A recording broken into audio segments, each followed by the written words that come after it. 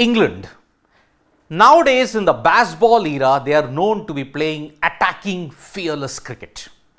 But they are also known to be bold in their decision making as well as when they make their statement of intent both on the field and off the field. Now remember, 332 runs more needed for an improbable win at this point in time. Remember, never has a total been chased in excess of 350 by a visiting team in India. India were the last team to do it, 387 in Chennai. The last successful chase in the subcontinent was 395 by the West Indies in Bangladesh. Now, 332 aired, even Shubman Gill, who came for the Indian PC, stated that they are not putting England out of the contest just as of now. Yes, run scoring will be difficult. India will have to toil hard for the wickets.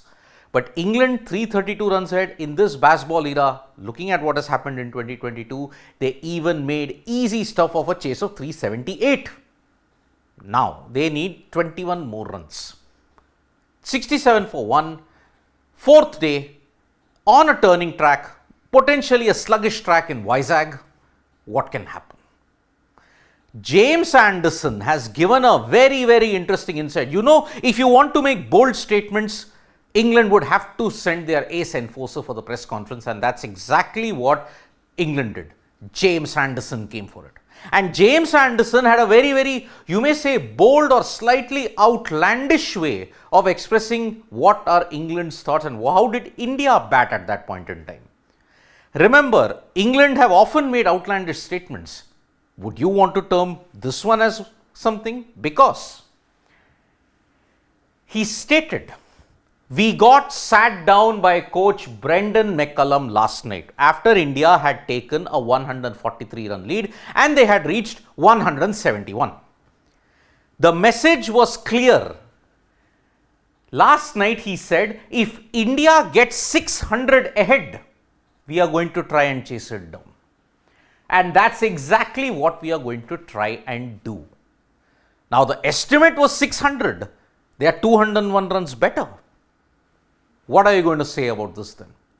Even if it was 600, England will not die wandering. They will try and ensure that they do not fall behind. Sure, they will give a fight. They won't succumb meekly. They will not be held hostage to the spinners. But 399 is going to be a very tricky chase. Which is why many people say, oh, you gave a 70% chance, you gave a 100% chance. Remember, England have broken convention. Never has India lost when they conceded 190. When they got a lead of 190, they never lost. Here, will they have the other end of the extreme when they couldn't defend 399?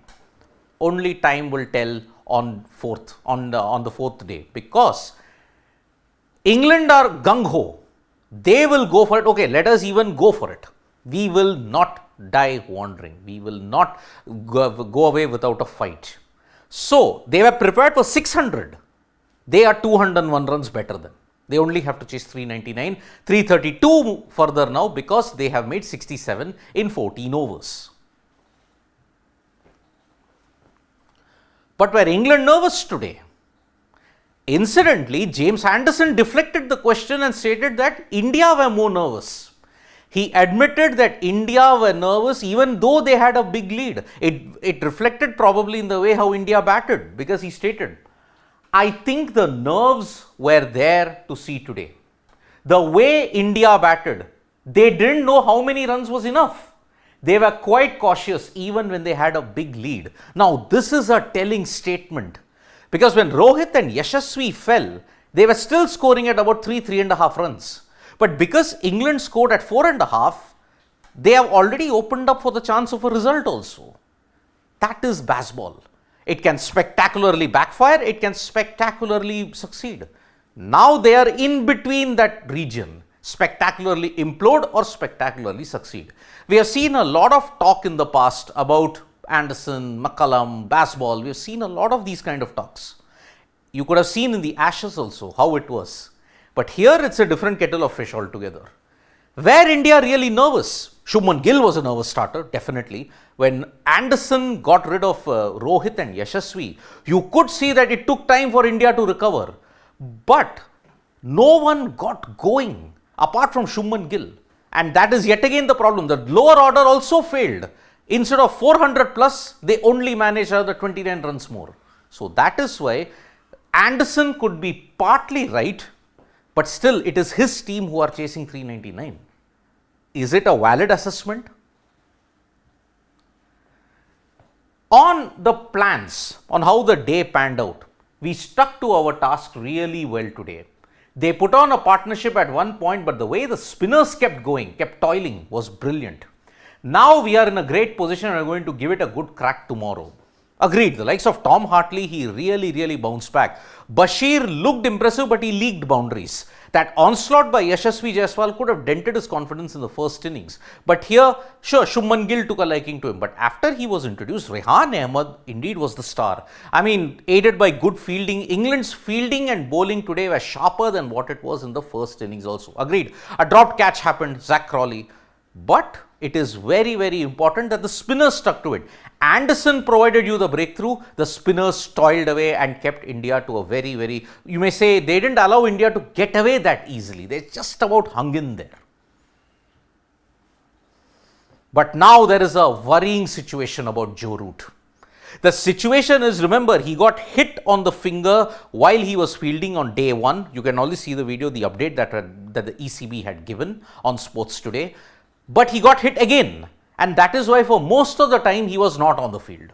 So Anderson's provided a rather worrying update about Joe Root. He stated his finger is not that great. He took a blow in the morning and again in the field. Hopefully he will turn up at the ground and be okay to hold a bat. There is a faint chance that England are already 2 down. Root, looking at the condition of his finger, will he be able to bat? I think if the situation demands, he will bat. There is no way that he's sitting out of this because England have a test to win. Because if they square the series India, then England will once again have that feeling of deja vu and lose the initiative. But whatever you look at it, it is set up for a cracking day 4. Whatever way you look at it. England, many of our family members would say, yes, implode in the first session itself. That can very well happen. England going for a win might very well happen. A very close game, possibility. Tied match, possibility. Everything is possible. So, whatever Anderson has said, do you agree with the comment that India were batting very nervously? Do you think that they can chase this total down of 399? You can write to us in the comments below. Thank you so much, folks, for joining us for this live. We'll be back with more updates on Sports Today. Tap that bell icon so you know when we go live. We are all set for a cracking day 4 in the second test at Vizag. Thank you.